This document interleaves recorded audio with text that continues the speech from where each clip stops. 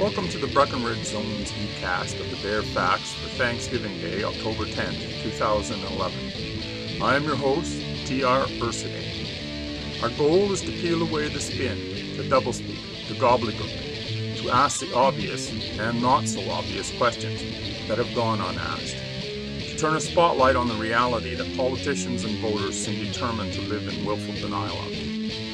We seek to bring critical thinking and logic to bear on public policy by generating open debate based on the facts that are exposed by peeling away the layers of twaddle and chicanery.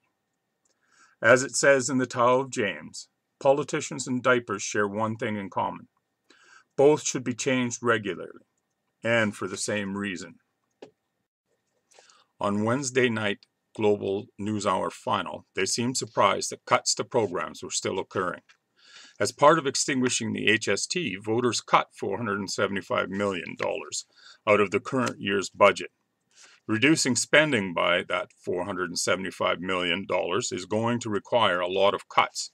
So why is anybody, media, or the public, or even the finance-challenged NDP, surprised that cuts are continuing? You know, watching Global's newscasts these days, I keep expecting to hear the reporter or anchor reporting on the latest murder say, "As yet, there has been no reaction from the man who was murdered." Good news of the week was the Supreme Court of Canada deciding that Canadians have the right to be treated according to modern medical knowledge and practices, that the Government of Canada cannot force Canadians to be treated by the medieval medical superstitions of the federal Conservatives. It is regrettable that the Supreme Court cannot prevent the Conservatives wasting billions of dollars on prisons by ignoring modern medical knowledge in favor of their primitive beliefs and superstitions about addiction and recovery.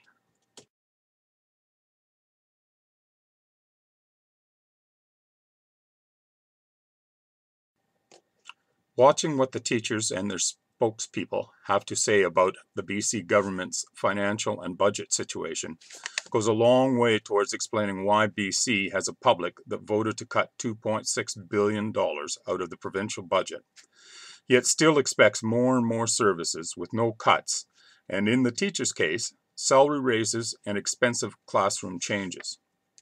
The school system has for years been churning out students lacking basic math skills and who are functionally illiterate, and the public and politicians bury their heads in the sands rather than correct the situation because correcting it is going to be messy. This lack of basic mathematical skills and understanding, together with the lack of ability to read and understand something as straightforward as the independent report on the state of BC's finances and the effect of extinguishing the HST, has come around to bite us even more painfully. Failing to act to correct problems never works out well, and most often leaves you with the original problem still to solve.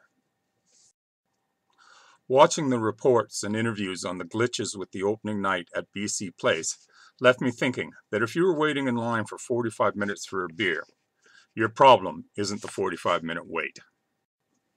Have you seen the new ad for BC One to get people to phone before they dig? The guy is out in the middle of nowhere, on the prairie, with a single oil well pumping oil off in the distance, when his horse tells him he needs to call BC One before he digs. Now, I don't have a problem with the horse talking, but this guy is in the middle of the prairie, in the middle of nowhere, and he has to call to see if anything is buried. Why?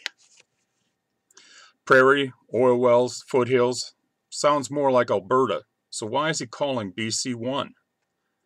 I know it is just an ad, but don't they have any pride in workmanship? So many things today are slipshod because it's only such and such. I am on one of my Jeopardy watching kicks.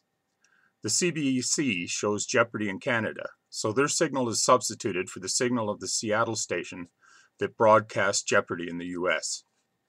Based on observations of the signal substitution, one would conclude that 7:30 arrives about 15 seconds later in Canada, because you watch the very beginning of the opening of the US station signal before the substitution of the CB signal has you watching the opening again.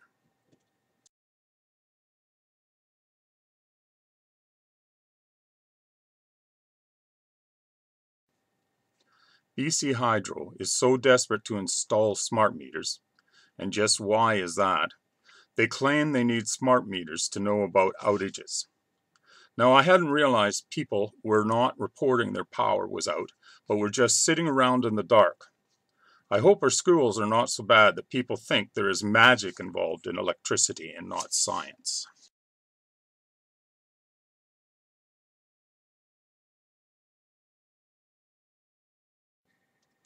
Did you see that Health Canada changed the regulations to allow caffeine to be added to orange juice and a large number of beverages where it was prohibited before because the rules limiting what drinks could contain caffeine were a trade irritant?